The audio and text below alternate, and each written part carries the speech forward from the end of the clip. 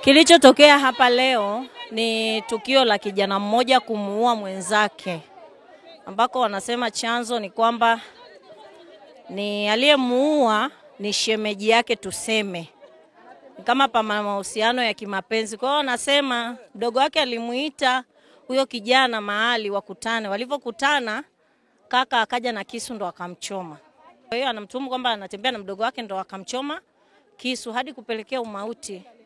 Na hivi unavyoona ni wananchi wamefika hapa kwa ajili ya uchungu kama kijana wao. Na aliyeuliwa, ukija ukiangalia, aliyeuliwa ametoka kata ya Sokonwani, aliyeua ametoka kata ya Mlimani.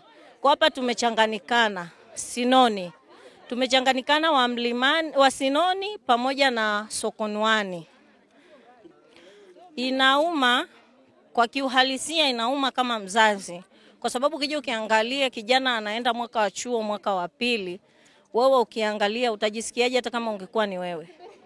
Lakini tunaomba mwenyekiti amekuja hapa yote 9-10, mwenyekiti amekuja hapa ametoa lugha ambazo mwenyekiti wa mtaa wa Sinoni amesema kwamba sisi kwa mtaa wa Sokonwani hatujazipenda, kwa sababu amesema kwa nini mnashirikiana na watu wa Mbezi, ambao watu wa Mbezi ni kata ya Sokonwani.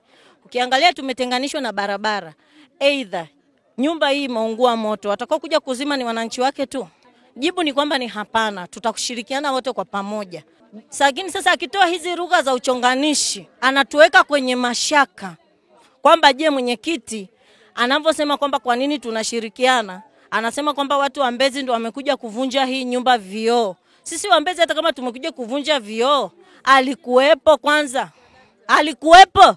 Mwenyekiti anakuja hapa jamani, sipamejaa? Sipamejaa?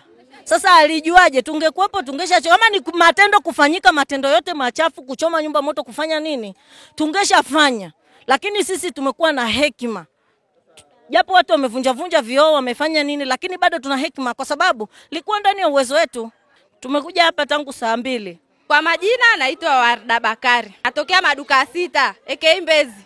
Huyu kijana ambaye anafanya haya matukio, hili zo la kwanza jamani, hili ni tukio la 3. Tumemchoka. Yaani hata ikiwezekana watuletee tu. Sasa kwa nini nakwambia hivi mwandishi wa habari? Kilichotokea nini? Kilichotokea paka tumekuja hapa ni kwamba huyu kijana anaitwa Abeli amemchoma mwenzake kisu. Ni mwanafunzi huyo kijana. Amemchoma kisu, sijui ni cha kitovu, taarifa lakini watu wengine zimetufikia asubuhi. Tulikuwa hatujui kuhusu hilo. Na huyu kijana hilo sio tukio lake la kwanza. Ni tukio lake la 3. Miwa tunaila hadi matembere hapo hivi, kunao matembere tunayala yote kwa sababu mama yake anamtetea sana huyu kijana. Hili ni tukio la 3 analetwa lakini hataki kuelewa. Tumepiga tu vioo lakini hata nyumba tungeiweza tungeibeba tuondoke nayo. Ni vile tu hatuwezi. Tumbo linanuma kaka, si unaona hapa hivi, yani tumbo linanikata, najikuta nini nimeingia hadi kwenye mzunguko ambao sijatarajia hata kuingia kiukweli. Yani kuchomwa kisu kakangu sio mchezo Afu ni mtoto alikuwa anatarajia baadaye mama yake alikuwa labda na malengo naye. Afu sasa hivi amekatishiwa malengo yake. Sawa? Hata kama mwenzake alikuwa amemkosea, kwa nini asimfuate? Kwa nini asimfuate mpaka atoe uhai wa mtu? Kama yeye alikuwa anaona kwamba kifo ni sahihi, kwa nini amekimbia sikae hapo hapo? Kama wanavyosema kwamba eti sijui ni mapenzi nini, alikuwa anataka tembee na dada yake. Dada yake kama ni mwanamke si lazima atatongozwa. Na kama ni mwanamke lazima atatongozwa. Sio wenyewe tumeolewa tunatongozwa. Itakuwa huyo binti ambaye hana mwanaume. Sio kitu kizuri anachoongea, alichofanya. Mimi kiujumla kama mzazi sikupenda kitu alichofanya. Kwa sababu unakuja kuambiwa mpaka mtoto wa miaka 3. Hebu fikiria mtoto wa miaka 3 anakuja kuniambia mama kuna mtoto kachomwa kisu hapo. Jina langu naitwa Agnes Nicolaus Moshi, ni mwenyekiti wa mtaa Mlimani. Watu wanaotuhumu wanatuhumu kwa sababu nimesimamia sheria. Kiongozi yoyote ukifika kwenye eneo, wewe unatakiwa uwe mlinzi namba 1. Uharibifu usitokee katika mali za watu. Sasa na mimi nilipofika pale nikazuia. Ile nyumba ilikuwa inapigwa na mawe na wengine wameingia wanachoma moto.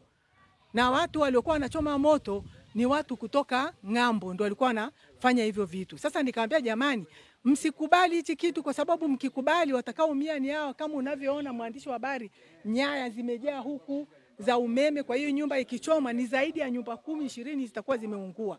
Lakini kusema kwamba eti kwamba mimi nimefanya ubaguzi, sikufanya ubaguzi, bali nimewaeleza wananchi kwamba hichi kinachofanyika tusikubaliane nacho.